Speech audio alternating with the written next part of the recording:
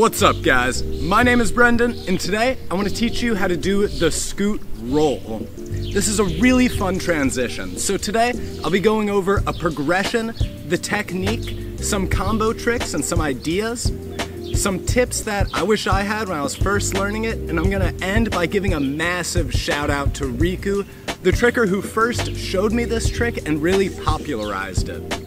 With that said, let's get started. The scoot roll isn't necessarily a difficult trick, it's just weird and hard to understand. So with that said, I'm first going to be going over a nice detailed progression for learning this trick. The first step in the progression is the scoot. You start in that stag sitting stance and you kick your back leg forward as you put your weight on your support hand to end you in a nice big eagle position, with your swing leg back and your plant hand pushing you off the ground to set you into whatever the next trick is. The scoot is really important for learning the scoot roll because it teaches you the set.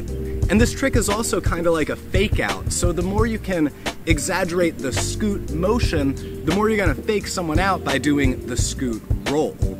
The second step in the progression to the scoot roll is the scoot slide. To do a scoot slide, you start in that stag position. You kick your back leg forward, but then you keep your chest facing forward, ending in like a table position with your support hand on the ground. This helps teach you how to control the momentum from the scoot, and it gives you a nice way to practice putting your weight on that support arm. When you do the scoot roll, you're going to be using your entire weight on that arm, so it's good to practice that with something basic like the scoot slide. Step 3 in the progression to the scoot roll is the macaco roll.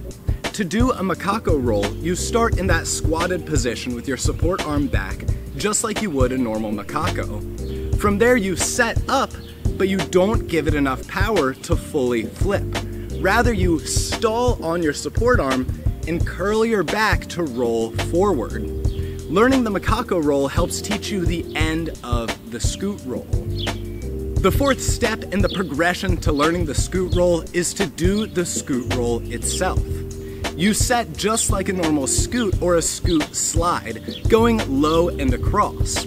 Once you get in that table position, you curl your back and roll forward just like the macaco roll. You set like a scoot, pivot, and then roll forward just like the macaco roll. And that's the progression for learning the scoot roll.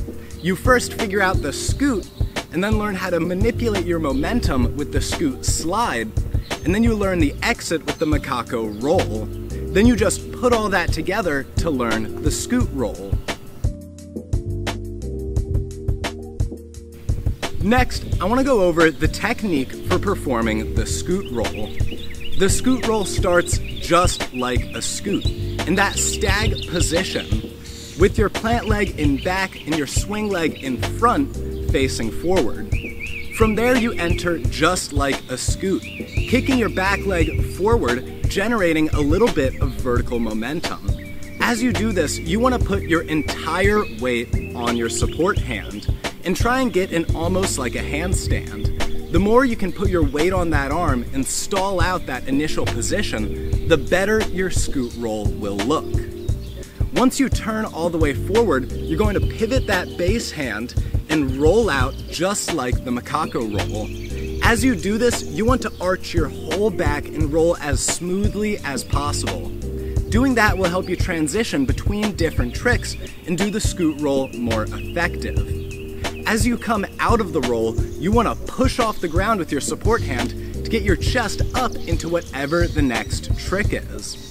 The scoot roll almost acts as a stance switch, switching you from the stag on one side to the stag on the other.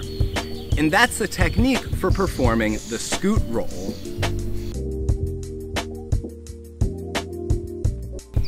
Next, I want to give you guys some combos and ideas.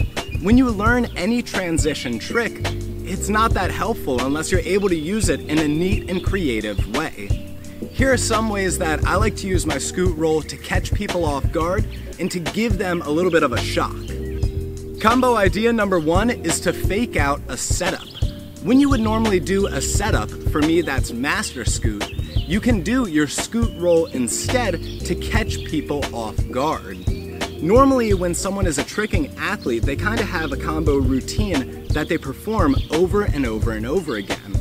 Throwing in the scoot roll where you would normally do a setup helps catch people off guard and give them a different look at your tricks. Combo idea number 2 is to use the scoot roll as a way to transition between groundwork. When you do a tricking combo, you'll often do tricks high in the air, but also low on the ground. Scoot roll is a great way to incorporate groundwork and also to almost catch people off guard in a big string of tricks that are just on the ground. Combo idea number 3 is to use the scoot roll as a way to generate momentum for a setup. For me, I'll be showing you with the J step. If I do a scoot roll on my opposite side and push off the ground really hard, I'm able to set myself up perfectly to do a massive J step. Not only does that incorporate a trick on your offside, but it also brings you from the ground right into the air. It's a great dynamic level change that really catches people off guard. Next, I want to give you guys some tips and tricks to help you really understand this trick so you can utilize this transition and use it however you want. Tip number 1 is to go slow. When you do a transition trick like this one, you don't want to go really fast. Rather, you want to slow yourself down so that way you can get as much control as you can to exaggerate the body positions and to show off this trick. If you go really fast, it'll be hard to show the trick, and also you won't have as much control. So when doing the scoot roll, go slow. Tip number 2 is to exaggerate the body positions. Specifically, there's 2 points that you really want to show off when doing this trick. The first is the scoot position in the beginning. You want to fake people out and have them think you're about to do a setup. The second is that arched body position right before you roll. The more you exaggerate it and the more you make it look almost weird and out of place, the better your scoot roll will look. Because, like I said, this is a fake out and a weird transition that goes in place where you would normally put a setup or other skill. Tip number 3 is to go as smooth as possible. When you do this trick, you don't want to look all bumpy as you roll. You want to be smooth and fluid. That way you look like you're in control and your groundwork looks nice and smooth. Finally, I want to give a massive shout out to RIKU. RIKU is a tricker from Finland who is amazingly creative. I first saw this trick on his Instagram and had to learn it. He incorporates it in very diverse ways and really makes it look good. He has fantastic groundwork and incredibly clean transitions that lead to an amazing creative style. Guys, go check him out. He's a fantastic tricking athlete. Thank you guys so much for watching. That is it for the scoot roll. Do me a favor, leave me a comment down below. How would you use this trick? Would you use it as a transition? Would you use it as a way to get momentum for a setup? What do you do with it? It's a great transition trick, but it doesn't really matter unless you're able to use it in a creative way.